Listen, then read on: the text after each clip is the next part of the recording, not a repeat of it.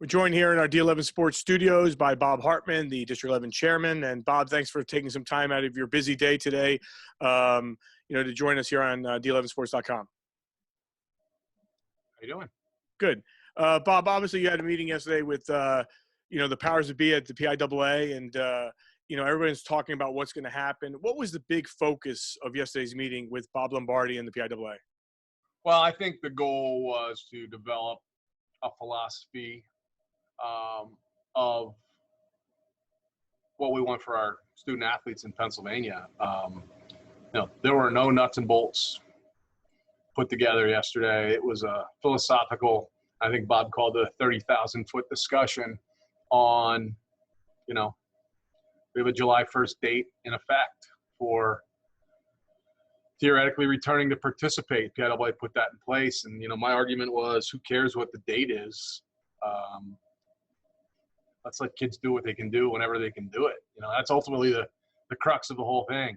We didn't talk about face shields or masks or fans or district championships or state championships. It was ultimately, why would we prevent a kid from working out, being with a coach? If the governor allows it, why are we setting a date to it? Being here in the Lehigh Valley, obviously we're not in a great situation with the phases right now, but other parts of the state are. Why would we prevent a kid from another part of the state from doing what he loves to do because we can't start yet? It's sort of really selfish and stupid. And so my goal is to sort of help establish a philosophy that let's let kids be kids when they can be kids, because right now they're in the house, and they're.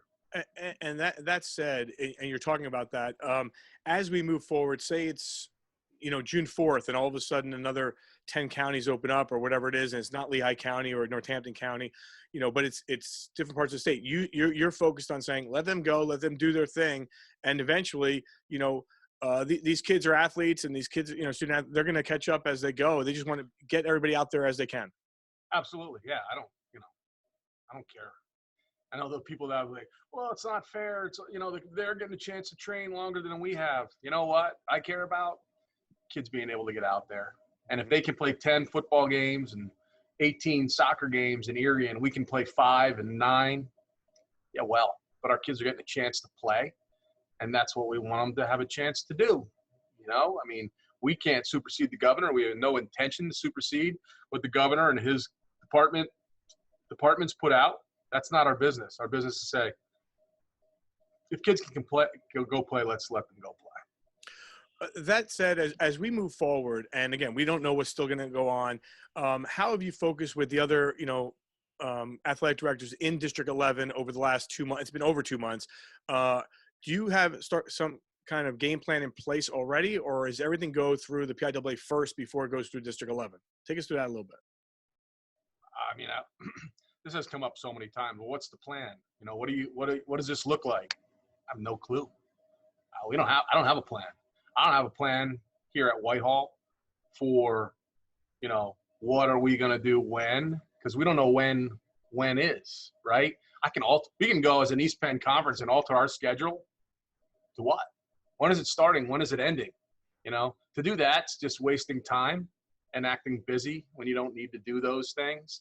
We're going to file the guidance of the PIAA Sports Medicine Advisory Committee. Our schools, that's who we're following the guidance of. And schedules, I know that everybody makes big deal out of schedules. We can fix schedules in 2 days to accommodate our competitions, right? Let's not try to overthink this or think that we're more important than we are, right? Our job should be to support our kids and our coaches and get them back out there in a safe environment as soon as they can. But we're not determining when that is, We can make alternative football schedules for every week of the season. Mm-hmm. Why? We don't know when it's starting, and we don't know, if someone, we need to think about things like, and we're not going to make these decisions. We're going to be told these things. Can fans come to games? Can you use locker rooms? Must you wear a mask? All those things, we're going to be told what to do, right? That's fine. Right? We're not medical professionals. we're athletic directors and we're principals, and we're not making those decisions. Those are for people who are experts in those fields. And we have so many good athletic directors in District 11 that when we need to do what we're good at and create schedules and so on and so forth, we'll do it, and we'll do it well. It's just, we don't need to do it today because we don't know what today, we don't know what tomorrow is. Would you have your back fixed by a mechanic? Don't take a risk with your rehabilitation. Trust physical therapy at St. Luke's. Are you eager of June 4th to see kind of where the governor takes this? Is that a date that obviously is on, I know it's on my mind, does it get extended even further in Lehigh, Northampton County or Monroe County, or, is that the date that you say, all right, well, if we get some kind of idea, then now we can start looking a little bit down the road?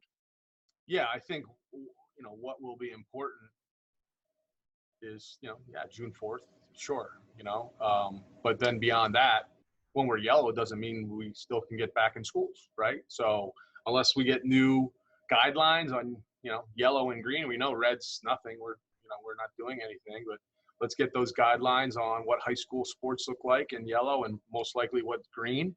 And when we see, the hope is when these states are yellow, when they become green, how long is that process taking? No one knows how long it's going to take to go from yellow and green. We've heard all different rumors, right? But it's supposed to be based on data. So, that's what we're at, the beck and call of.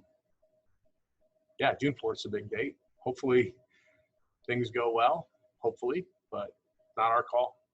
What happens and again, here I am with the what ifs, and, because we ask these questions, but what if you get the green light and you move forward, but there is a certain county in District 11 that does not have that green light, but the other, majority of the counties do? Do you alter plans? I'm looking at a team, like Bucks County is Palisades, or Monroe County, the Pocono teams. What happens there? I know you have to be thinking about that a little bit. Yeah, those guys, I think about the new Schuylkill Colonial League merger, right? So Bucks, Lehigh, Northampton, Schuylkill, Carbon. I don't know if I have them all. Those are all going to be different, right? And so what happens if a team can't play? Again, ADs are going to do their jobs, it's really hard to say. And I will say, philosophically, from my opinion, like if a team can't play because of their restrictions, I would sure hope that we're not selfish enough to think, well, we get a forfeit, or this will help us to qualify, or any of that ridiculous. You would rather move that to maybe the end of the schedule, probably? Right. Something like that. These guys are good. Again, we're good. We have ADs that are good at their jobs, right? So, again, we don't know what the state championships will look like. We don't know if they'll be able to happen. We don't know what district championships will look like. I care that our kids get to play as much as they can possibly play. I think that was the philosophy as we thought about this in the spring. If we can play baseball and softball and track, like maybe the goal is to play as many games as possible instead of worrying about who wins the East Penn Conference. So those discussions have been primitive. They're philosophical discussions, right? They'll be driven by the state. But what if, in District 1 where, Philly, they're red too. Maybe we're not red, we're yellow before they're red. What if they get to play 3 football games before the playoffs start, and Erie Cathedral Prep in District 10 gets to play 10? What are we doing there? What does it look like? State will, run the show on that, offer recommendations. State championships are always voluntary. District championships are voluntary. Right. So, there's district deadlines. Maybe schools opt out and say, you know what, instead of worrying about playoffs, we're going to play 2 more baseball games, soccer games. And I think that's even when you and I spoke before, you want to get the athletes on the field, on the court, on the course, wherever it is. That's the biggest obligation, is that's what you want to do. You want to get them on there, whether it's for 3 or 10. Obviously you want to get the whole year, but if you don't, you want to get them back out because you saw what was lost with the spring sports. Absolutely. Like, we want our kids to be kids, to whether it's academics or arts or athletics or anything. We always talk about athletics and arts being extensions of the classroom. Well, let's let them be that, right? Let's let kids be in those environments to learn, experience. The best thing about athletics is not winning and losing. It's learning to compete, right? Winning's more fun than losing, but learning to compete is the most valuable thing we get. is you compete your whole life. So let's put those kids in those situations to compete. It's tough, it stinks that it's so much unknown. We want answers, we want answers. I don't have those answers now. We have philosophies that we think are good. We think, let's let kids play, right? Just like what you said. So you're hurting. Is it your back or your knee? Get the rehabilitation you need. We're in your neighborhood. Call Physical Therapy at St. Luke's. Is every sport different as we go to the fall? I mean, obviously golf right now, you can play golf. Should golf, if all the sports can't go, but golf can and tennis can, is that something, I mean, you would want to see that, right? I mean, if not all sports have to go, kind of like not all counties have to go. That's where I'm at, that's where I'm at.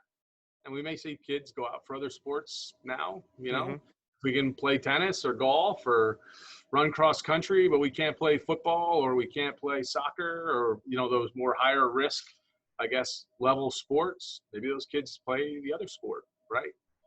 No harm in that.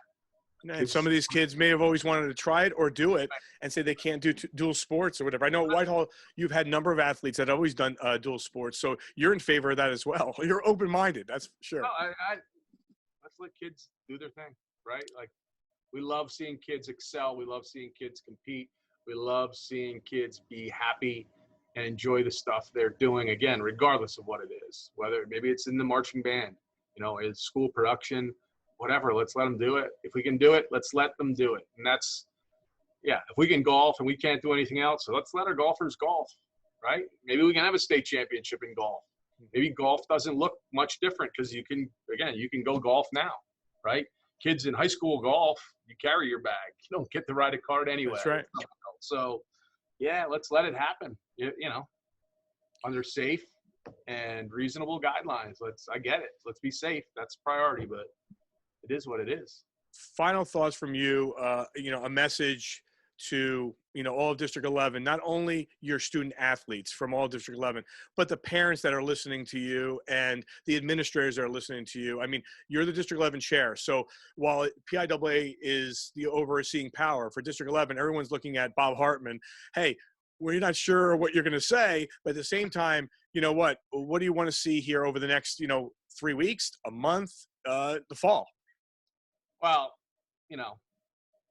it's not my decision to make. Obviously, what I want to see is our kids being able to be given the opportunity to do what they love to do. I understand I have high school kids myself.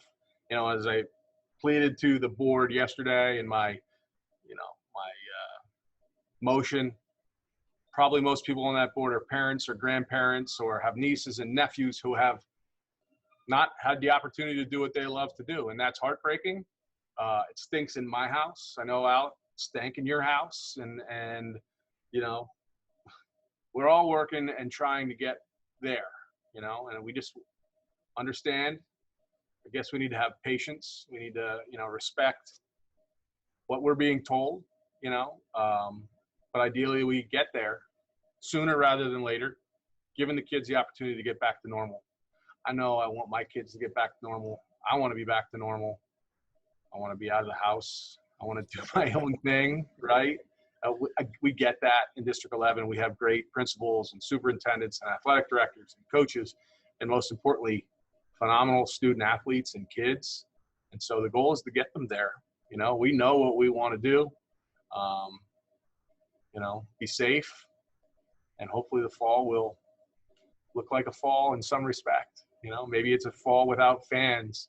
Again, I guess if you're asking me what to plead for, please understand that things may look different, right? And as much as, we want to see, we have fans that come to everything, that might not be a possibility. Bear with us, because the goal of high school athletics is not about parents or grandparents or athletic directors or coaches. It's about our kids, right? And so I know that if my kids can compete, and unfortunately maybe I won't watch them, they're still getting to do what they love to do. And at the end of the day, that's what should matter. Great point, Bob. And thanks a lot for taking some time with us here on D11sports.com. And hopefully we can go out there and we can see you in a couple of weeks or, down the road. And June 4th can't come soon enough to see, what happens and as we move forward. Appreciate you taking the time. You got it, bud. Thank you. That's Bob Hartman, the District 11 chairman, joining us here on D11sports.com. Have a great day.